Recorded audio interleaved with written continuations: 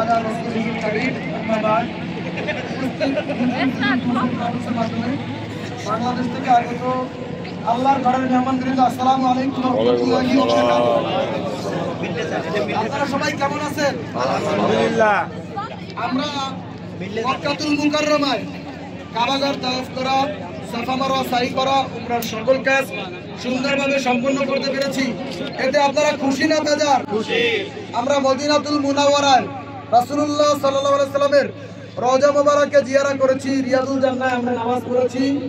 আমরা মদিনাতুল মুনাওয়ারা থেকে বের হয়ে মসজিদে কুবায় নামাজ পড়েছি, মসজিদে কিবলাতে নামাজ পড়েছি। আমরা খন্দকের ময়দানে গিয়েছি, আমরা সালমান ফারসি রাদিয়াল্লাহু তাআলা শহীদ বাগানে গিয়েছি। এখন আমরা এমন একটা জায়গায় দাঁড়িয়ে আছি, আপনাদের কষ্ট হচ্ছে। সম্মানিত হাজিরিন, হিজরতের দ্বিতীয় বর্ষে, হিজরতের কত বর্ষে? দ্বিতীয় বর্ষে উহুদের যুদ্ধে এখান থেকে মসজিদে নববী 3.5 কিলোমিটার, কতটুকু? 3.5 কিলোমিটার দূরে অবস্থিত। সম্মানিত হাজিরিন, আমাদের প্রিয় নবী যখন জানতে পারলেন বদরের যুদ্ধে ওরা পরাজয় বরণ করেছিল, সেই যে আপনারা জানেন না, তো পরাজয়ের গ্লানি বুঝতে না পেরে,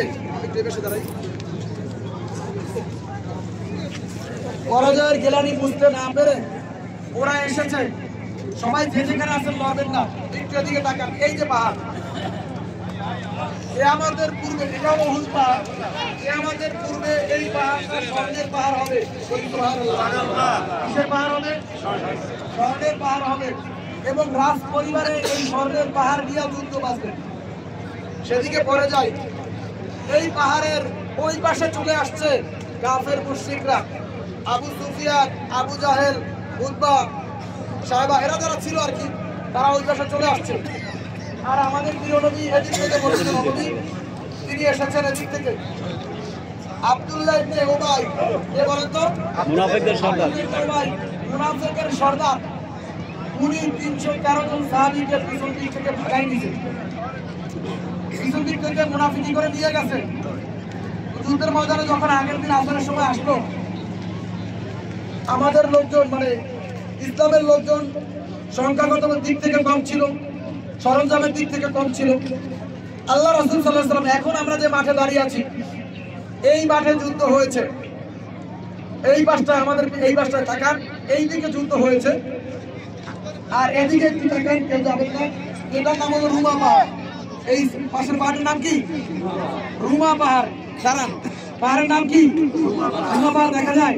এই যে সম্মানিত হাজিরিন, এই দুই পাহাড়ের মাঝখানে 50 জন সাহাবী আব্দুল্লাহ ইবনে জুবায়েরের নেতৃত্বে রাসূলুল্লাহ সাল্লাল্লাহু আলাইহি ওয়াসাল্লাম বলেছিলেন, হে আব্দুল্লাহ ইবনে জুবায়ের, তুমি সহ 50 জন যুদ্ধে জয় পরাজয় যাই হোক, তোমরা আমার সিদ্ধান্ত ছাড়া এখান থেকে এক চুলও লড়বা না।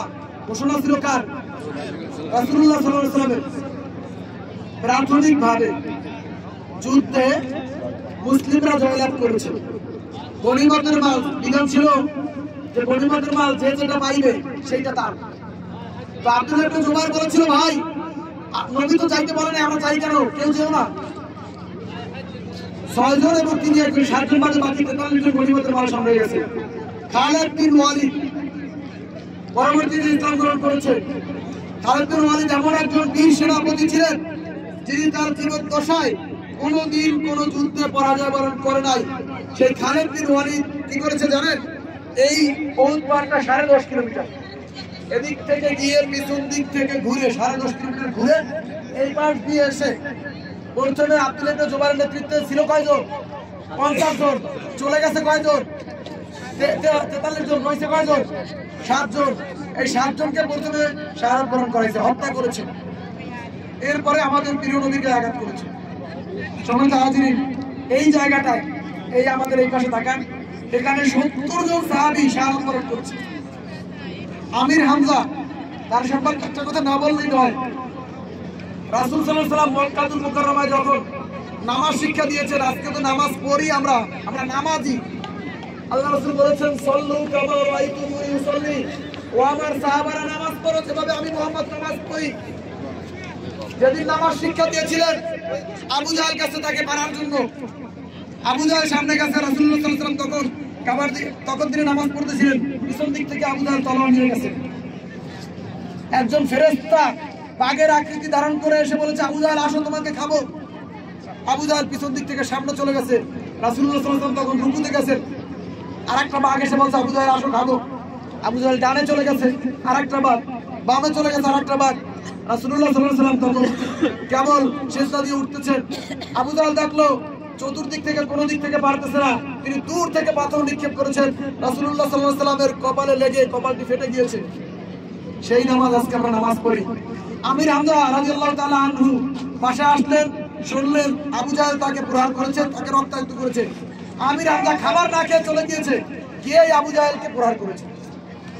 সেই আমির হামজা রাসূলের চাচা, ইসলাম গ্রহণ করেছেন। এই যুদ্ধে এখানে শাহাদাত বরণ করার পর হিন্দা আবু সুফিয়ানের স্ত্রী আমির হামজার কলিজা বের করে চিবিয়ে খেয়েছে। বলি নাউজুবিল্লাহ। সেই আমির হামজার এখানে শাহাদাত বরণ করেছে। এরকম 70 জন সাহাবী। এরপরে রাসূলুল্লাহ সাল্লাল্লাহু আলাইহি ওয়াসাল্লামকে কয়েকজন সাহাবী মিলে এখানে নিয়ে গেছে। ওমর ফারুক রাদিয়াল্লাহু তাআলা আনহু, আবু বকর রাদিয়াল্লাহু তাআলা আনহু তারা বসে পড়েছে।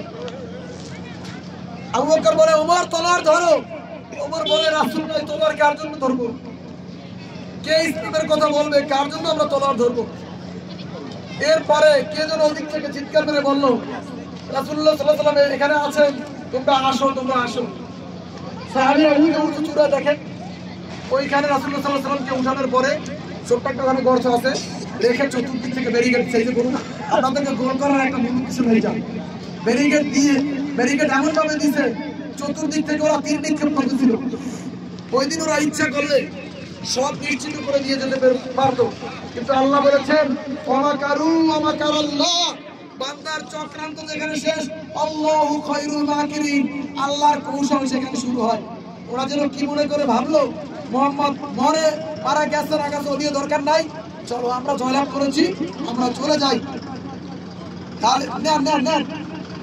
খালিদ বিন ওয়ালিদ সহ সকল সাহাবী সেদিন চলে গিয়েছে। আমাদের প্রিয় নবী আবু বকরকে ডেকে বললেন, আবু বকর, এরকম রাসূলুল্লাহ সাল্লাল্লাহু আলাইহি ওয়াসাল্লাম শোয়া ছিলেন, রক্তাক্ত মাথার মধ্যে লোহার টুপি ঢুকে গিয়েছে, দুটি দাম মোবারক শহীদ হয়েছে। আল্লাহ রাসূল মাথা উঠিয়ে বললেন, আবু বকর, ওরা কি আবার আসতেছে? দেখো, ওরা আবার যদি আসে ইসলামকে নিশ্চিহ্ন করে দিবে। আল্লাহ রাসূল কাঁদতে কাঁদতে বলেছিলেন। তখন আবু বকর রাদিয়াল্লাহু তাআলা আনহু, ওমর ফারুক রাদিয়াল্লাহু তাআলা আনহু তারা প্রায় 3.5 কিলোমিটার এখান থেকে ওদেরকে ধাওয়া করে গিয়েছে। পরবর্তীতে আমরা শেষ করে দিব। সম্মানিত হাজিরিন, এইখানে আমরা আসছি, আমাদের কি কষ্ট হচ্ছে? না, এই কষ্টটা আমরা রাসূলের সামনে কি আপনাদের মনটা একটু নরম হচ্ছে? আমরা এখানে এই সামনে গিয়ে একটু দোয়া করব। আমি আপনাদের কবরটা দেখাই, এখানে আমরা দোয়া করে এখানে খাবারের পানি সাথে কিছু পাওয়া যায়, নিয়ে আমরা গাড়ি পাবো ইনশাআল্লাহ।